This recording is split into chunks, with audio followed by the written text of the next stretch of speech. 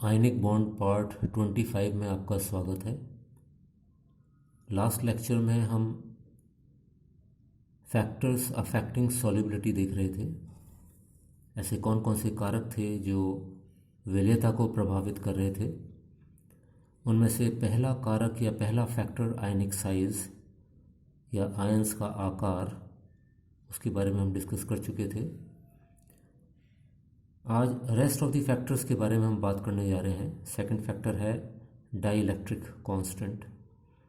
Dielectric constant के बारे में मैंने पहले भी बताया था। इस इक्वेशन को अगर हम देखें तो इस इक्वेशन में ये ईटा, इसे हम डाइइलेक्ट्रिक कांस्टेंट कहते हैं। एच सॉल्युबलाइजेशन एनर्जी या सॉल्वेशन एनर्जी, विलायकन ऊर्जा हिंदी में कहते हैं। इस इक्वेशन में अगर ईटा या डाइइलेक्ट्रिक कांस्टेंट की वैल्यू बढ़ती है तो डेफिनेटली 1/ईटा की वैल्यू कम हो जाएगी। तो 1 में से कम माइनस होगा तो एच की वैल्यू ज़्यादा होगी। आई रिपीट, डाइइलेक्ट्रिक कांस्टेंट ज़्यादा होगा तो सॉल्युबलाइजेशन एनर्जी या सॉल्वेशन एनर्जी भी ज़्यादा होगी।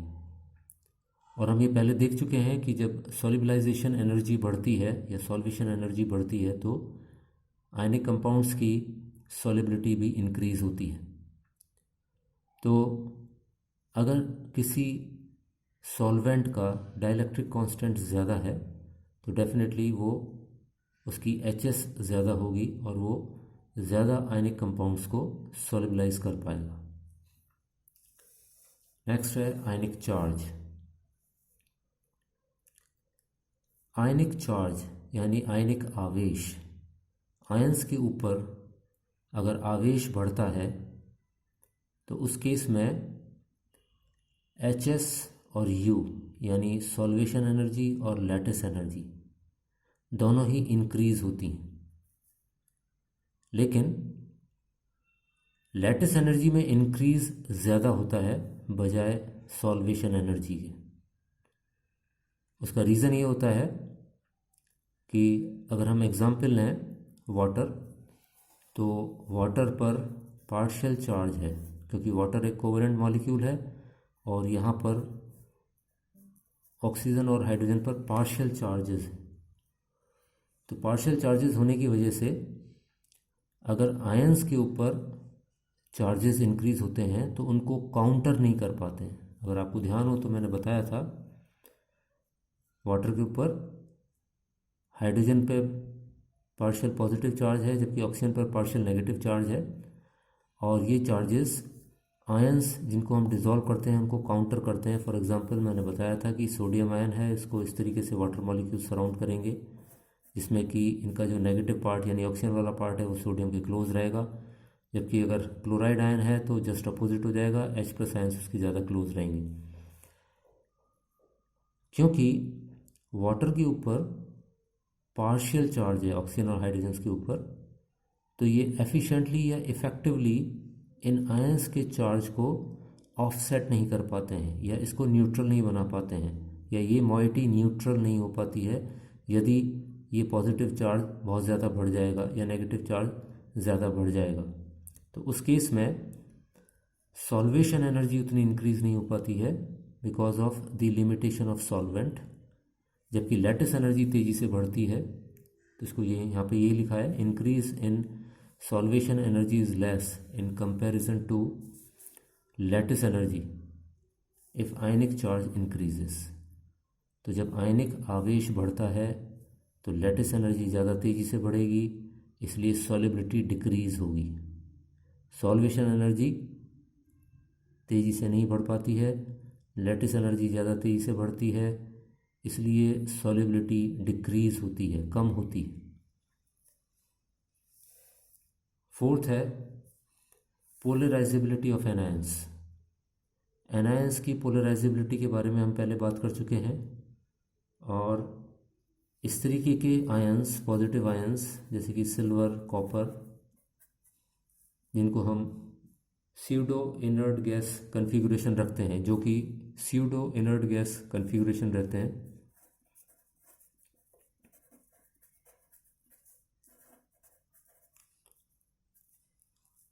इनके बारे में भी हम पहले बात कर चुके हैं।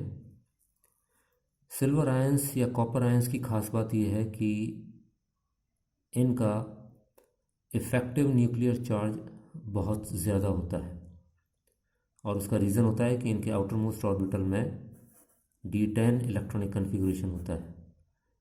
d ऑर्बिटल्स अंदर वाले न्यूक्लियस के चार्ज को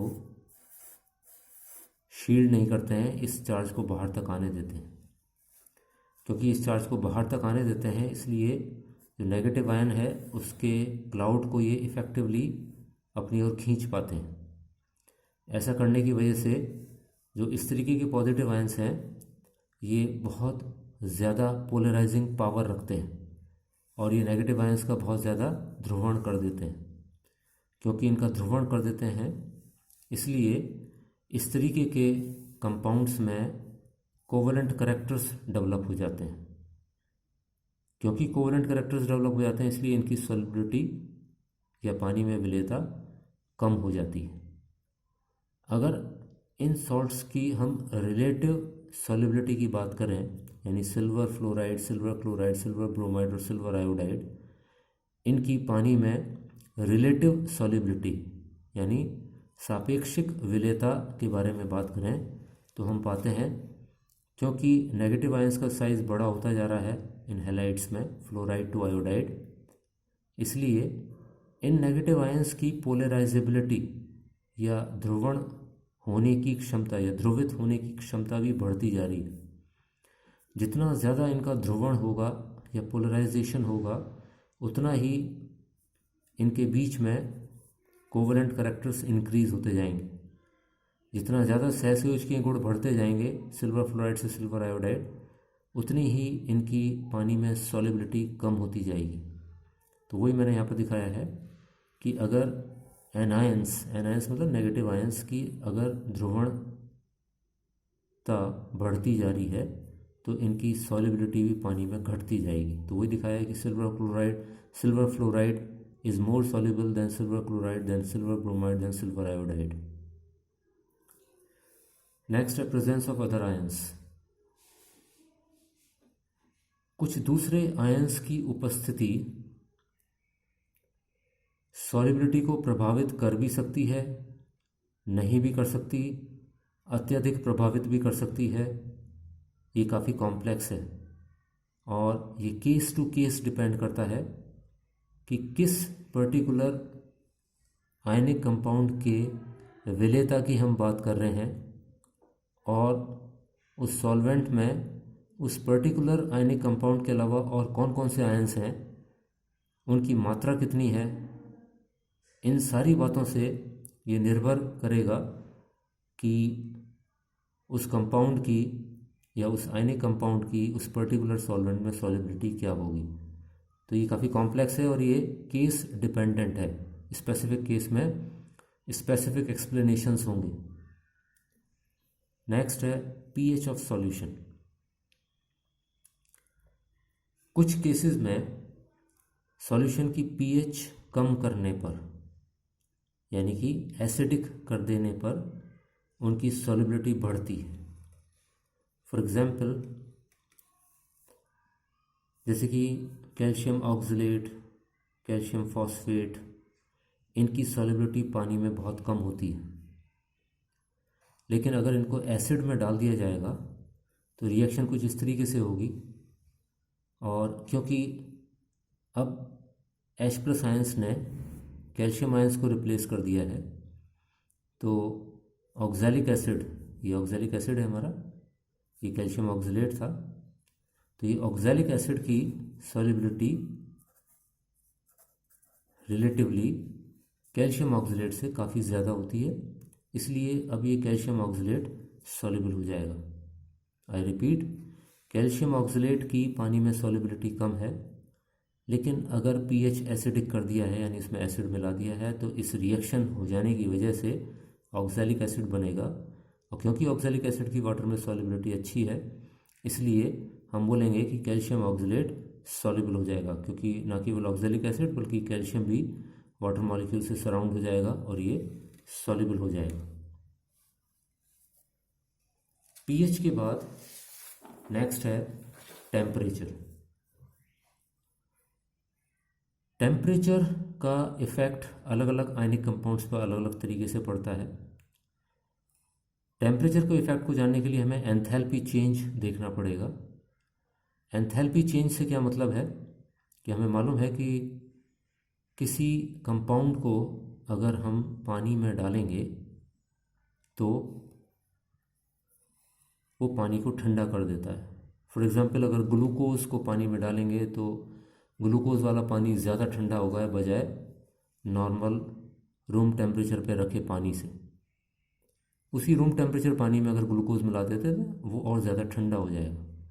तो इस प्रोसेस को हम बोलते हैं एंडोथर्मिक प्रोसेस या ऊष्माशोषी प्रक्रम।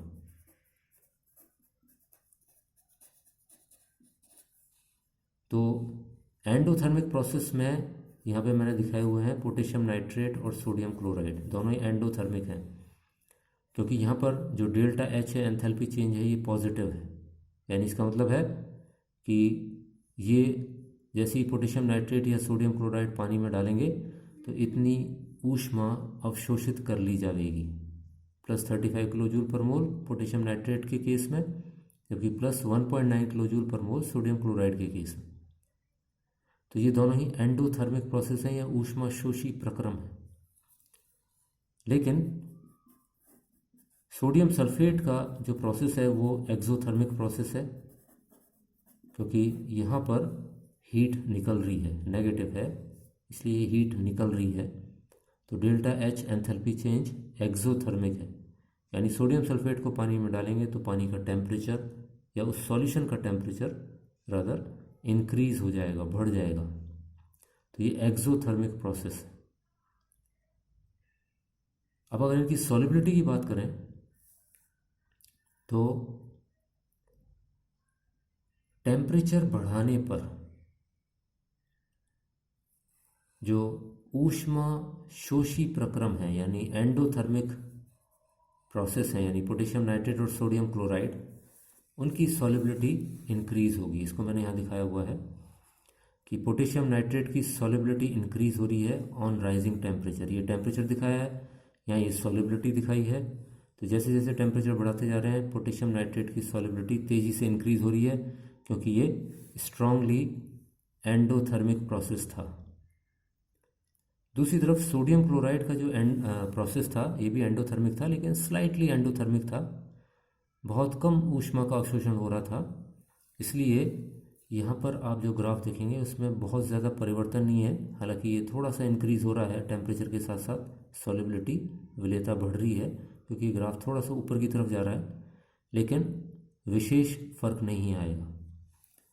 दूसरी तरफ सोडियम सल्फेट के केस में जहाँ पर कि ये एक्सोथर्मिक प्रोसेस था और अगर आप टेम्परेचर बढ़ाते हैं तो उस केस में ये विलेयता कम होगी, जैसा कि यहाँ पर इस चित्र में दिखाया हुआ है।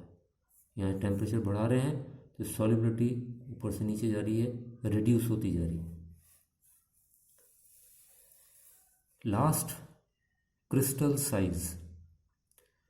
क्रिस्टल का आकार जितना बड़ा होगा उसकी सॉल्युबिलिटी कम होगी, यानी लार्ज साइज्ड क्रिस्टल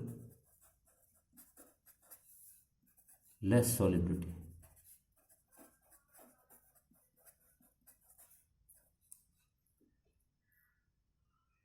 क्रिस्टल का आकार जितना छोटा होगा आयनिक कंपाउंड के उतनी ही सॉल्युबिलिटी ज़्यादा होगी। ऐसा क्यों होता है इसको समझाने के लिए मैंने यहाँ पर एक ये डायग्राम बनाया है। देखिए यहाँ पर ये लार्ज क्रिस्टल है, इस लार्ज क्रिस्टल की ये सरफेसेस सॉल्वेंट को एक्सपोज्ड है। जो सरफेस एरिया है वो ये है, पृष्ठ क्षेत्रफल इतना है जो कि पानी या किसी भी सॉल्वेंट के लिए एक्सपोज हो रहा है, उसके कांटेक्ट में आ रहा है। क्योंकि हमने देखा है कि क्रिस्टल की सतह तक ही केवल पहले सॉल्वेंट जा पाता है, फिर सतह से कुछ आयंस को ही निकालेगा तब अंदर वाली सतहों पर पहुंचेगा, और इस तरीके से ये क्रमवार सीक्वेंशली ये सॉल्युबलाइजेशन प्रोसेस चलता है। लेकिन अगर इसी क्रिस्टल का साइज़ छोटा होता, मान लीजिए इसको मैं यहाँ से ब्रेक कर दूँ बीच में से, इसको मैंने यहाँ दिखाया है ब्रेक करके कि अभी क्रिस्टल साइज़ दो क्रिस्टल्स बन गए एक ही क्रिस्टल के, तो यहाँ पर जो सरफेसेस एक्सपोज हो रही थी वो ये और ये तो सेम थी, ये वाली सेम है, लेकिन ये अंदर वाली सरफेसेस और पैदा हो गई इन क्रिस्टल्स की। तो क्योंकि यहाँ पर नई सरफेसेस पैदा हो गई तो ज़्यादा वाटर मॉलिक्यूल्स अब यहाँ पर भी अप्रोच कर सकते हैं और इसको जल्दी से जल्दी डिज़ोल्व करेंगे। तो जितना छोटा क्रिस्टल साइज़ होगा, अगर हम इसको और तोड़ देंगे फर्दर तो यहाँ पे और नई सरफेसेस पैदा हो जाएंगी, और नई सरफेसेस पैदा हो जाएंगी, और छोटा कर देंगे तो और नई सरफेसेस पैदा हो जाएंगी। इस तरीके से जितना छोटा क्रिस्टल साइज़ होगा उतना ही पृष्ठ क्षेत्रफल या सरफेस एरिया ज़्यादा होगा जो कि पानी के कांटेक्ट में आएगा और इसलिए उसकी सॉलिबिलिटी भी इंक्रीज़ हो जाएगी। Thank you.